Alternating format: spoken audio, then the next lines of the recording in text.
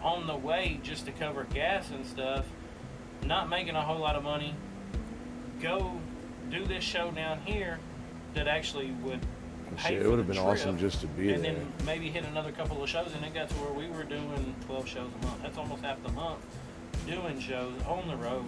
And there's times we would do a show, drive 8-10 hours, do a show that night, drive 8-10 hours to another show. That's crazy. But that's what we were having to do. That's awesome. In the beginning, because it wasn't good enough to go just do one show. And then we go from 50 people. The first time we came in, the next time we 200 people, and it just kept building. And it was happening so fast that, you know, we were having to, you know, we made mistakes along the way. You know, at the beginning, we would ask for, you know, whatever the price was, a couple $1,000s.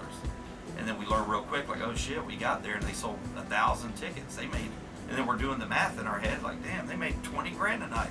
We made $1,000, so it made us smarter. We started putting back ends on it, you know, on things. You know, we learned how to create a contract on our own. We learned the do's and don'ts.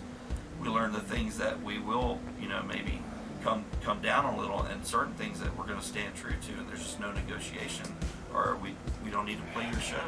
When it was all being sold out, and I was like, you know, this is, I mean, it's like for real happening, you're for real getting big. I told Ryan back then, I was like, you know, he wasn't as big as he is now, but I was like, you made it. A lot of it would be the venues, you know, because you go from playing the hole in the walls with no sound guy to playing a real venue with a real green room and a real sound guy and a real writer, stuff like that. That, you know, on the ride up, they forget about or just don't include. Early on, when we would go do he would do meet and greets at every show. Real writer. This can't happen when you get to a certain level, just because it gets kind of wild. But we would play a show, maybe a couple thousand people, maybe 1,000 people, maybe 800, and every single person there would get in line afterwards. He would say he's going to do a free meet and greet meet everybody, which is really awesome. He would spend 3 hours talking to these people. Thing is, Ryan's the kind of guy, he won't sit there and like nudge them along. He won't even tell one of his staff to nudge them along. He will sit there and talk for 5, 10, 20 minutes with each of these people until someone finally steps in and goes, hey dude, there's like 1,000 people waiting to talk to you. But these people, the look in their eye when they come up and talk to him, they talk to him as if they've known them their whole life. Or they're meeting some author that wrote a book that changed their life. And that's awesome to me. Like, it was neat watching it. Also, it was neat watching Ryan deal with it. To me, that was one of the ways I recognize his star power. The fact he could handle that. And he handled it without getting a big head. That's rare. Even at the shows, it's not like these people are just showing up and you're just signing something and taking a picture and that's it. Like, the venues literally get mad at me because when I do like meet and greets and stuff, I don't want to just sign something and take a picture with you and that's it. Like, they get mad because my meet and greets last like 4 or 5 hours, you know, because I want to talk to each individual person. I can't help it. That's just how I am. And, you know, they'll be like, yo, move along. And I'm like, yo, it's my fucking show, dog. If I want to talk to him, we'll talk to him. And that meet and greets end up lasting 3-4 hours because I really like getting in touch with my supporters. I get a call from Tubbs, which was his manager at the time, and he said, hey, Ryan wants you to come shoot some videos. Would you be able to come out to Cheatham County?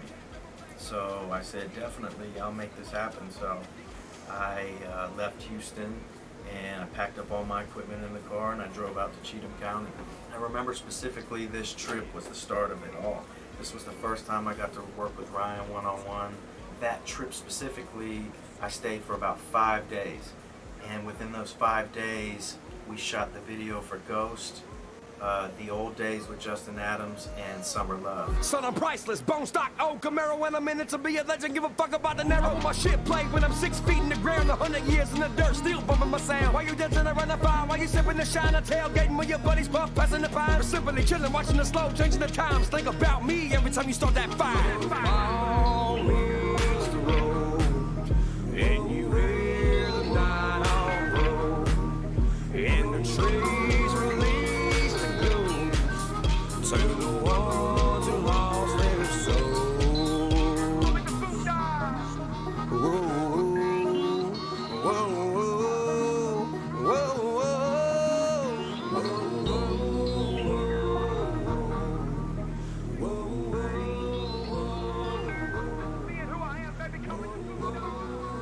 up for about 4 or 5 days in his little trailer, in the studio outside of the trailer, and we just sat together, stayed up and edited these videos, and that was the first time he really got to be a part of the process of filming and editing and really directing everything and taking me to all these locations that really meant a lot to him, and telling me all the stories about all these locations and why they were important to him.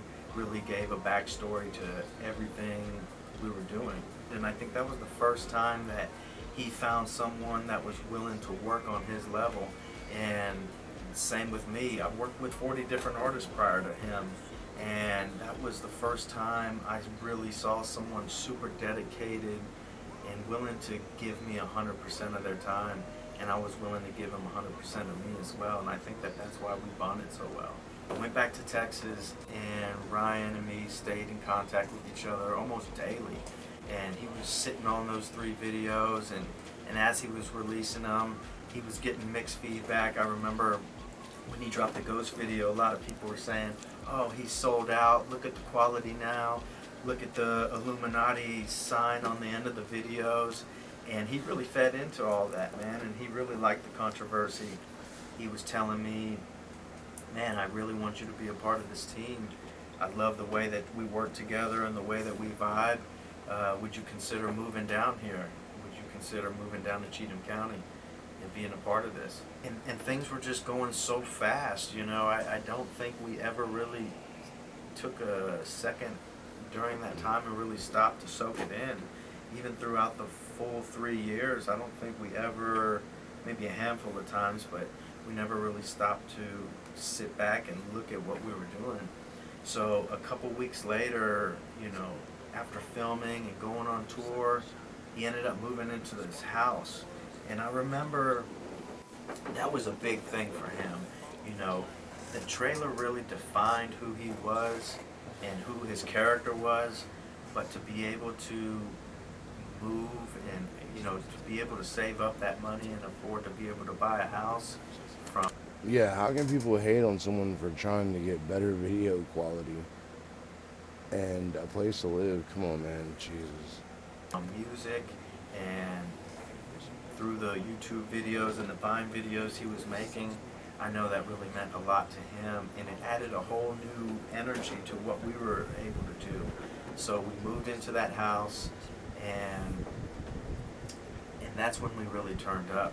That's when we were shooting videos like Johnny Cash, Bloodshed, and that's when we also shot White Lightning. I ain't no stranger to the rain. I put the sunshine in my gray clouds. Worked hard for where I'm at, so it's easier for me to sleep now. But I don't sleep. I walk the roads from stop sign to street name. No yellow marks on these back roads, so I paint the lines and pave my way. And these frame pics on my wall for my top 10s on these music charts. Represent these small towns you'll never see with a big heart. And these lyrics in my songs are the warm spot like a car heart. Don't ever forget that one place that made you that person that you are. Many miles I've run, wheels turning on that one lane. Last year's boots, broken souls, chasing one thing. Caught up in the storm of life, it gets me excited. I guess you could say that I'm chasing white lightning. Chasing white lightning. I'm chasing white lightning. I'm chasing white lightning. White Lightning was really one of the videos that I think defined who we were in this genre. Not only did it have a story to it, it had quality to it, and it really opened up his mind and his lyrics, and he was able to put together these better records like White Lightning, and that was just an amazing process filming that video and looking back at, you know, all those videos at that time. Like, we were so free and able to create at our own pace and at our own level. I think that it really grew us together a lot. At this time, Ryan is at the top of the genre. He's put out probably 4 or 5 projects at this time.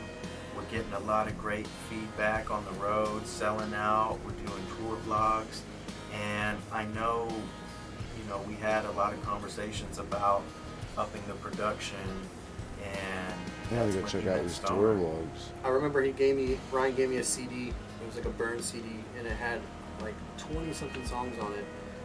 And it was really the first time I really listened to his music, because I had heard Rolling Stone, and I heard maybe one other, or maybe Ghost. And I heard it, and that CD was what eventually would be King of Dixie after we filtered through some of those songs, and I added some songs as well. And yeah, that was the first time. Well, my first impression with him, period, I think, was I was surprised, because I didn't really know what to expect, because I hadn't really worked with any country rappers prior to that, and I didn't really want to be honest. And but I had heard of him, and he was different, and he wasn't like any of the other people. So I think that was my first impression, was that I was kind of surprised at how nice he was and his work ethic, and then I was also surprised in the studio his writing method, you know, how he writes and how quickly he writes, and not just quickly, but like good. Like he'll come up with something insanely dope in like 10 seconds. It takes him no time at all to form a story, and it mostly, you know, sometimes he'll let the music help him teach a story, but sometimes he'll come up with stuff with no music whatsoever, and it's just flowing out of him. I think most of the time it's easy for him because he bases all his stories off of experience, you know, like something that's happened to him or a friend or a family or whatever, and so the stories for him just kind of come out. And I think another thing too is he's recorded so much. I mean, even just with me, we've recorded, I don't know if I could guess the amount of songs, but well over 100 songs easily. And you know, he records a ton, so that's practice, you know, that's like hours at the gym. We've been in the studio, he's recording a song, we'll get to thinking about something, and over here on his phone, and write a whole other song. As he's supposed to be recording the song right here, you know what I mean? He'll write 2 or 3 songs, and then he'll do them and listen to them, and be like, well, you know, fuck it, no, I just ain't gonna do it. And I'm like, dude, that sounds good as hell, but they're not to his standard no more. You know what I'm saying? Sometimes he's in there when we just got back from a run of shows, just because he's got something fresh on his mind or whatever. Sometimes I'm like, damn it, Ryan, you're not gonna have a voice by the next show. You know, it's a little bit of a different kind of outfit. We're not your band that's sitting in the garage every day, hashing out, trying to figure out the right chord to play. You know, it's more, you know, luckily these are really talented people. So it's like, you know, Church would just say, you know, hey, I got this little idea for a melody, and it would kind of go from there. So I would get handed a song or an idea. So if I was lucky enough, I could play it at home the night before and kind of build what I maybe wanted to bring to it. And then we got together and we just did it. Honestly, it's really supportive. There wasn't no ego or like, you know, screw you, do it this way. If anything, I was begging Ryan to like correct me, because it almost made me nervous. He was so for whatever I wanted to bring to the table. I'm not used to that. You know, a lot of guys, even if maybe you did something well, they feel the need to critique it. He just was so supportive of all that being that way. I'm like, Ryan, if there's something you don't like I'm doing, just tell me. It's okay. I said, oh, it's cool. It's awesome. Killed it. I'm like, okay. Back in the early stages, we had to drive 45 minutes, an hour to this studio that we were using in the beginning, and we would get there. I mean, we could have the worst horrible day. We could get there, and he was happy, smile on his face. I mean, there was literally that. To me, I know is his mindset, which now I do.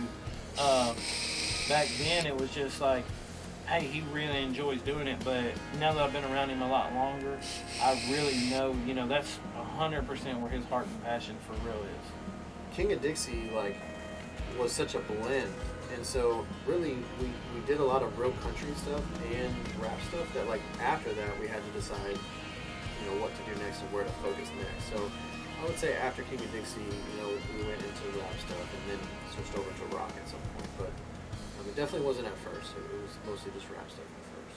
The road I'm on is a place I know. The big white church with the haunted goat. The black marks leading to another lifetime in the side of a tall pine.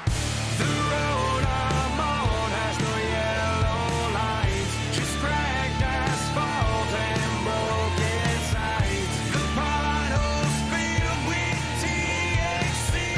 When the streetlights disappear, you're on the creek. Where he came up from, his country roots and his country background and his country rap background, I didn't know what the response would be as far as the sales. And then when they dropped the Creeker album, it went #1, and I really knew at that time, I was like, this is not just an artist that's putting out music, this is a movement. There's really something behind this right here. What he's working on and what he's building is more than himself. You know, it really reminded me at that time, like, I'm really becoming I like a part of his something take on bigger it. than myself. When The Rock came along, I got excited just because I'm a rock drummer. Redneck was I love that stuff. badass, too. I love, so I was like, yes, we get to pound it out. We get to do this, and I knew he liked Alice in Chains. I knew he liked really cool '90s, older than that, newer than that influences that we're gonna equate to a cool sound. And so once I heard what was happening, I dug it. If anything, I was jealous because I wasn't on Creeker 1. A lot of people think I was, and that's not even me. I was busy doing a bunch of other things, and Stoner killed the drums on that album. That was awesome. But I was like, oh man, I'm dying to get on the second one, which I wasn't. I was on that one. That was cool. But he did it. I think a lot of the reason Ryan is able to genre hop, I told a few people a version of this, is because he doesn't overthink it. He just releases it. Most artists just freak out and wear themselves out and second guess themselves so many times throughout the process and stress over their one album a year and rewrite probably 20 good ideas that should have been left alone. And where it's not that what he's doing is simplified, but he just doesn't complicate the formula. He releases it from his brain. He allows the talent to catch what comes out of his brain and just quickly make it to a song. I think it's a lot of the reason why he mainly works with Stoner and TTs, because he's there, he's ready for those whimful moments, those whimsical moments where he just boom, make it happen. Another beauty of being independent, you don't have this label set up, okay, well next month on the 3rd of July we're gonna get together and work on this album. And it's like, no, it's just like, I'm feeling it, let's do it. Yeah. This douchebag on the internet messaged me, I'm gonna do a dish song, I'm gonna do it, and it just keeps it coming. And I think that's a beauty that more artists need to understand. Instead of like patting yourself on the back about one song they're releasing all year, be an artist, keep creating. So as long as he stays with that, I don't see why he can't do different kinds of genres. And my goals for the road were to get us out of the van. We were traveling in a Ford Transit van at the time, and it was like 8 of us crammed in there. And I knew that it was very important to make Ryan comfortable, and the more comfortable he was, the better show that he was able to give. So, my goal was to get us out of the van and get us into a tour bus. My priority also, too, was to make sure that he was safe and feels comfortable everywhere he goes. You gotta understand, Ryan has inspired these people like no artist has inspired someone before. And these people have stories to tell, and they're willing to do anything it takes to tell their story to Ryan. So I just knew that, to be able to give the best show, Ryan had to feel safe everywhere he went. One of the differences with Ryan is a lot of people, a lot of artists, or a lot get I've worked with, actresses, they have fans, where I think Ryan has more like believers. People that really, truly get what he's trying to do and say. Ryan had such a stage presence. Said a mouthful and I wanted in. to make sure that the sound quality matched that. Wanted to make sure that the light show and make sure that the props that we had on stage matched that.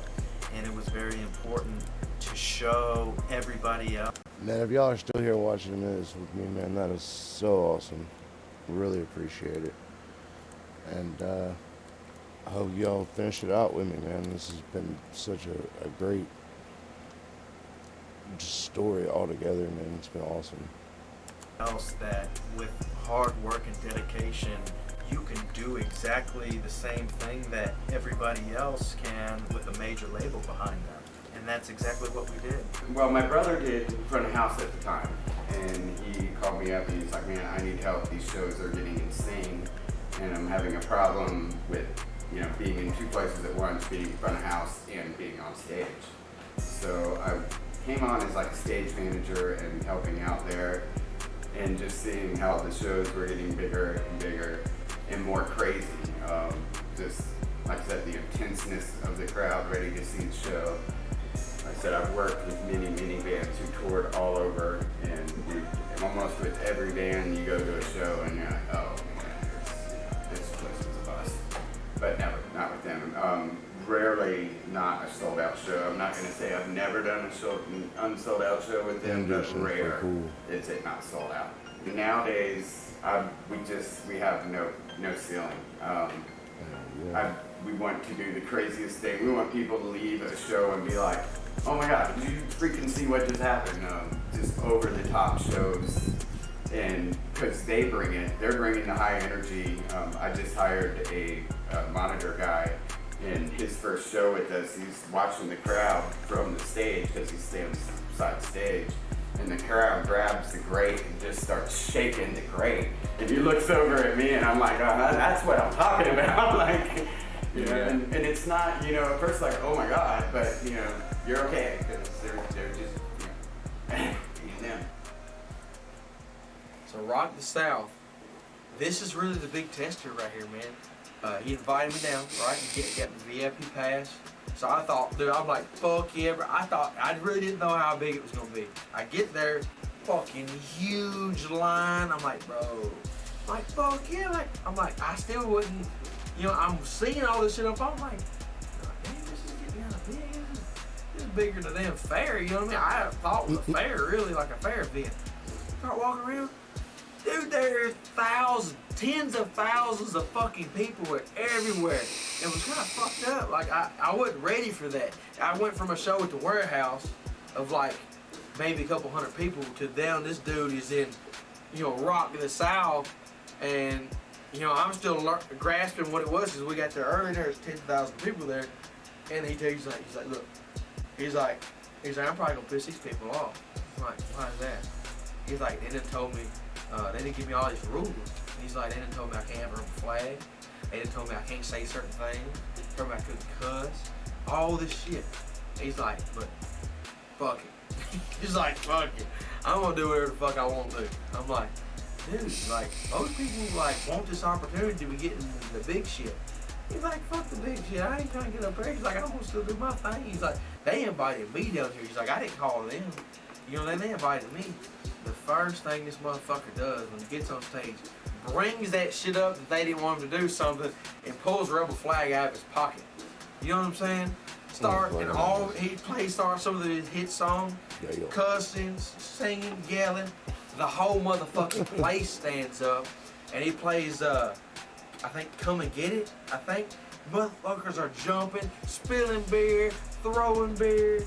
Fucking dude, it was hype as fuck. And I think that's when you got all the big wigs really looking at you in one spot, and all these other people looking at you in one spot, other country people looking at you in one spot, and you got the whole motherfucking place jumping like they ain't never seen, singing every fucking word of your goddamn song. My boy's gonna keep going to the top, no matter what the fuck the goddamn outcome, no matter the circumstances, he's going to the top all the way. When Ryan first started, I remember all the way back, he basically went and did a show, and I think there was 40 people there. And, one of the first shows, and it'll probably kill me for even saying it, I think he forgot his words. He was so nervous he forgot his words. And he said, listen, straight up, I'll give everybody back their money if you want, or we can shoot pool. And they said, we're going to shoot pool with you. And that's what he did. He shot pool with them.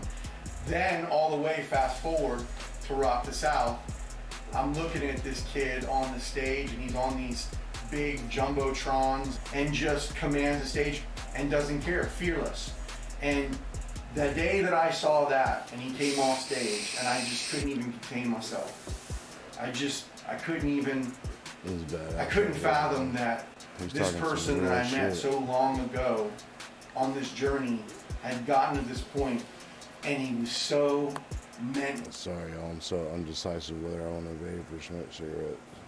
To do it. I think it really hit everybody when we turned around and saw Upchurch and the huge background and the lights, and then you turn around and you see like this sea of people, like you just didn't see where the people ended. And it was really cool because we saw some of the performances before Ryan, and it was like as soon as he stepped on stage, it was like everybody just like crowded in. You could see the entire crowd just come towards him, and that was the most surreal thing I think I've seen so far, was just how much Ryan belonged on that stage, how much he belongs with all those bigger names. And, you know, I thought he should have been a headliner that year, but, you know. And I've done some big events, big shows, but it wasn't like, you know, this is an independent artist here. We're the only independent artists on that big stage, that main stage. It was only us. Every other artist had played that game. No disrespect to them. So we get out there, we do our thing. We find out quickly while we're on stage that it is a ton of Upchurch fans in that crowd. They're all screaming for certain songs. We start doing Come and Get It. The whole crowd, you just see this like wave of people just jumping up and down. Middle of the day, people don't have time to be drinking. It was just awesome. And that was a big moment. That was a kind of no looking back thing. A sign of how things have changed. Not only for us, but for the industry. You just don't let independent guys get up there on some main stage kind of event. Dude, there is no age demographic. When it comes to my kind of shows, I don't know what it is, dude. I don't know what I've done. I don't know what it is I've said. Because I don't sit around thinking, what can I say to make these people like me? I just pretty much say what the fuck ever, and people like it. I mean, I don't know what I'm saying special or nothing. I don't know. I don't even see myself as special. You know what I'm saying? I'm just a regular fucking dude. But like, yeah. See, like, I don't know. I'm gonna stop it there, man, because definitely Ryan's special. Otherwise, he wouldn't be able to attract that big of a crowd. We all try to find our niche, and we're all out here pushing for a better life and better things. And it's great to watch other people grow, and it's great to be able to do it yourself. But you're inspiring, man, and that makes you very special. So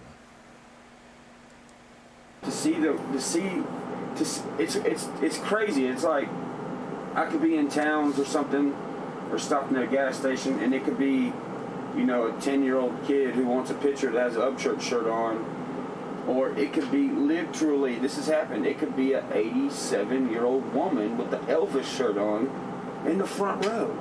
So there's not an age demographic, dude. It's black, white, Mexican people, freaking thug people, redneck people, skateboarders, freaking scene girls, hipster chicks, old men, bikers, basketball players, baseball players.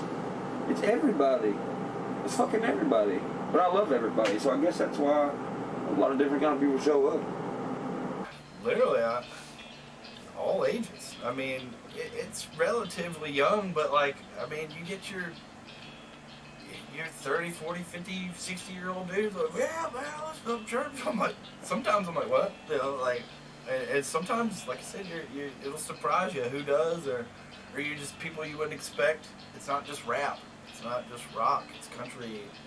It's a little bit of everything. So he's got a little something for everybody. And it shows in our shows, because literally there'll be an entire family that, literally they've been waiting all year for this show. And when we're getting onto the plane, both stewardesses and the pilot knew who Ryan was. And this was pretty early on. And it really messed with me. It messed with my head. I thought it was awesome. We get on there like, and they really were talking about it. And they went up to him. They both went up and talked to him about it. And Ryan, of course, was super humble about it. But even the dang pilot knew who he was. Not that pilots are, the king of England, but, I just didn't picture this little, perfectly dressed pilot guy to be like, that's Upchurch. That's when it hit me. I was like, wow, we're sitting there jumping airports and he's getting recognized. This isn't just going through back road gas stations. I didn't know if it would ever reach this big, but it happened a lot faster than I anticipated, for sure. No. Not that I didn't have faith in him, because I did. I knew that whatever he did, he was going to do it to the fullest extent. He was going to be great at it. Just like I've always told him, I don't care what you do it the best you can, and you love it, and it will turn into something big, And, oh my gosh, no, this is huge. Huge. I did not know it was going to get this big. In the beginning, when me and Ryan locked in, I knew that we could make history together. Add what Stoner was doing, bringing a better quality, and me bringing these better visuals, I knew that ultimately we could do something that no one has done before, and I'm very, very proud of everything that we've accomplished together. I find myself in certain situations with Ryan, knowing that the things that we're doing right now, we are making history. They show up so early. That's crazy. I love it though, man.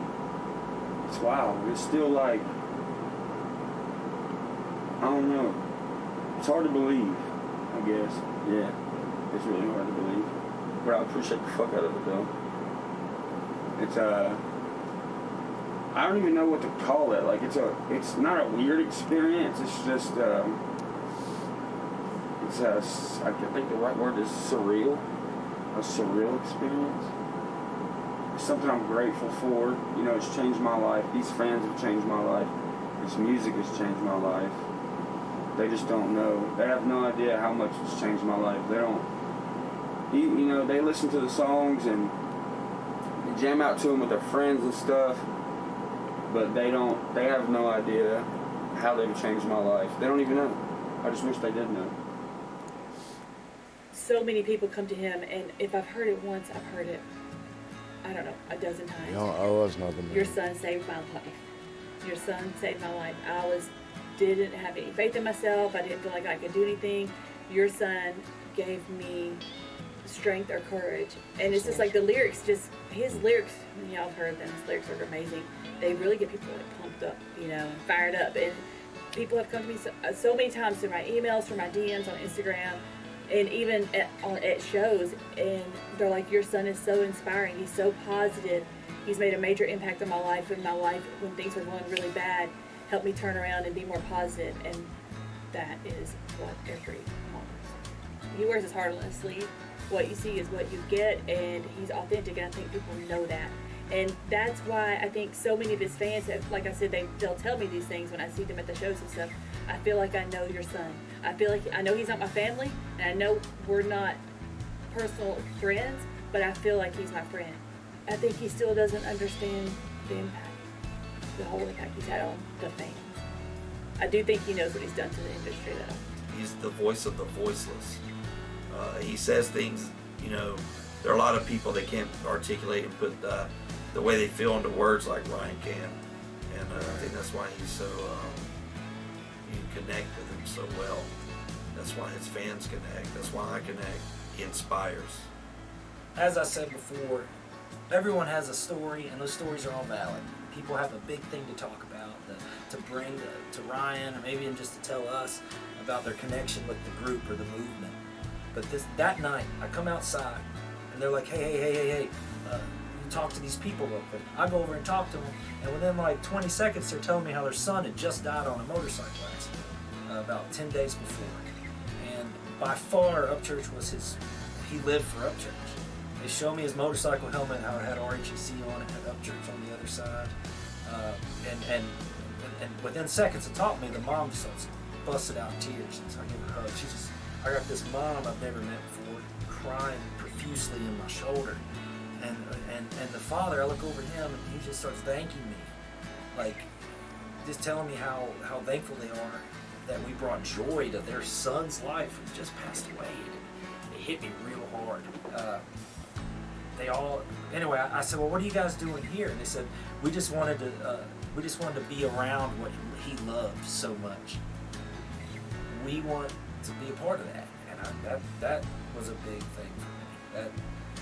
That hit me hard. I don't think he realizes how far he can go, and he's gone so far because he's done so much. But I just think there's a whole lot more to come.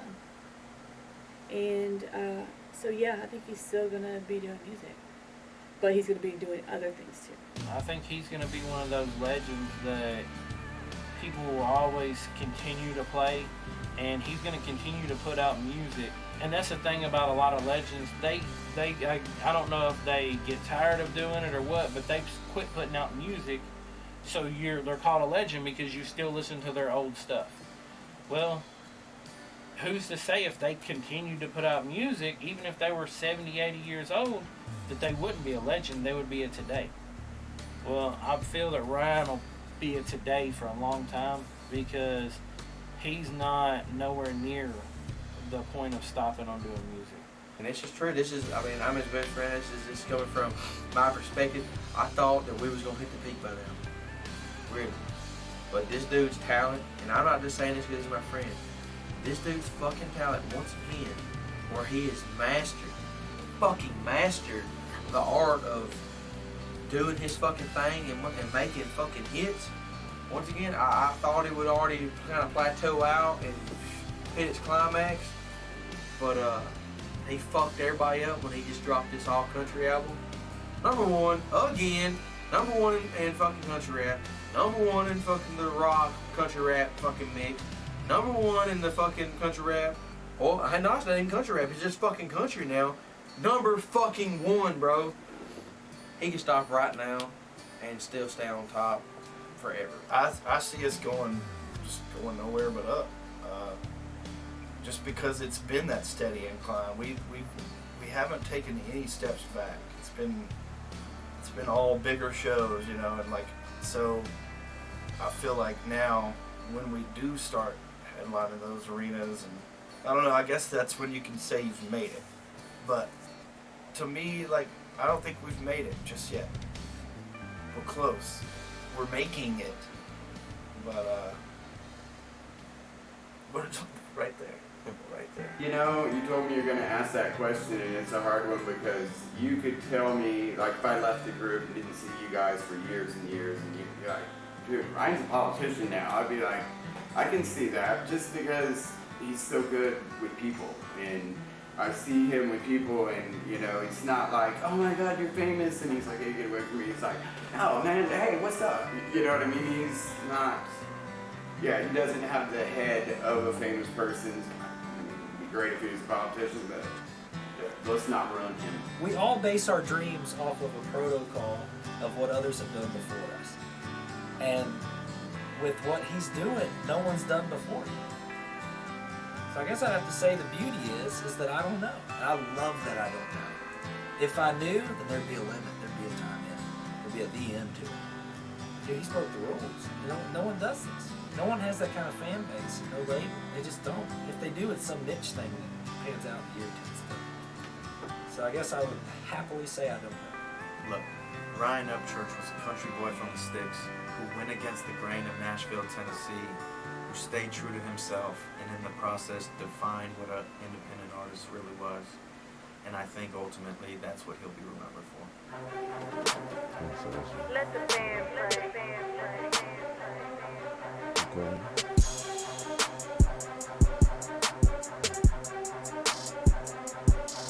John Lennon, Michael Jackson, Janis Joplin, Jimi Hendrix. When I die, I just wanna be a legend. White roses on my headstone and my name in golden carrots. Cause when I die, I'm gonna be a fucking legend. John Lennon, Michael Jackson, Janis Joplin, Jimi Hendrix. When I die, I just wanna be a legend. White roses on my headstone and my name in golden carrots. Cause when I die, I'm gonna be a fucking legend. I'm gonna be a fucking legend. Gonna live past 27 with them gates out from my house so pearly white you think is heaven. Still rocking clothes looking ratchet like I don't give a shit. Cause once upon a time I scrounged for that slick 80 cents. And I cherish the times I counted them nickels to feed my stomach. Then my family made me hungry cause I hated the struggling. I quit my job in construction, I took a huge leap of faith. And now they know the dude who's rapping with that gap in his face. John Lennon, Michael Jackson, Janis Joplin, Jimi Hendrix. When I die, I just wanna be a legend. White roses on my headstone and my name in golden carrots. Cause when I die, I'm gonna be a fucking legend. And when I'm gone, my fucking jams will still be jamming. And all my fans will still be out here tearing shit up, raising hell and yelling. Let my sound waves live 1,000 years, I'll still jam as a skeleton. Cause when I die, I'm gonna be a fucking legend. And I ain't used to this life, but hell, I'm willing to take it. If I'm gonna be famous, then I guess I'm making statements. Cause there was times my transportation was these boots on the pavement. And now I'm riding in dualies, dipped in that pearlescent paint. For years before my billboard charts, my mama kept me believing. I told her I'd fight for success until my damn heart stopped the beating. From now to then, it's opposite on how these populace treat me. Still Johnny Cash with middle finger saying fuck a celebrity. John Lennon, Michael Jackson, Janis Joplin, Jimi Hendrix. When I die, I just wanna be a legend. White roses on my headstone and my name in golden carrots. Cause when I die, I'm gonna be a fucking legend. And when I'm gone, my fucking jams will still be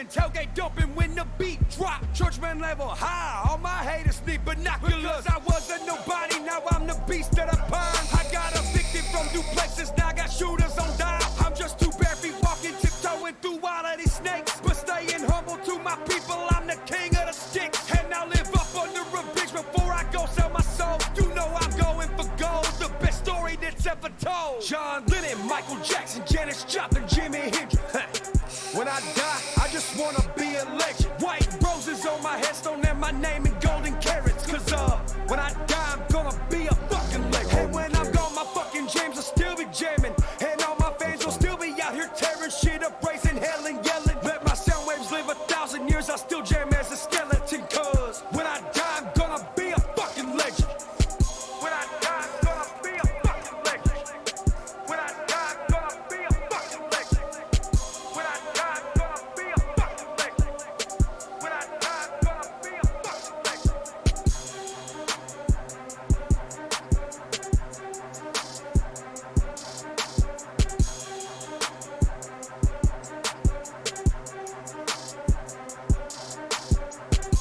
That beat, man.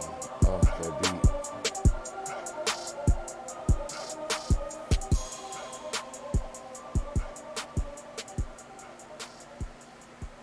Man. Boy. If y'all are still here, man, give a big shout out to this man right here. If he's not killing the game, and I don't know what the fuck killing the game is.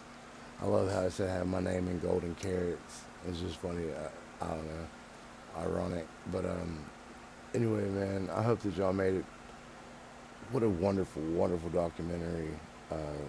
It's fucking great seeing how he came up and blew up, man, and I hope he continues to stay humble and do his thing and just not worry about these motherfucking lames, and know that his fans are here for him, man. And you know, the most that I know I would ask for is just a what's up scan. So, but anyway, man, big shout out to you, man. Love being able to see that you subscribe to the channel. It means a fucking shit ton to me, and I hope some other people watch this, man. I hope that y'all watched all the way through with me, and if you didn't watch it all the way through with me, I hope you at least seen it. So love you guys, man, and thank you so much.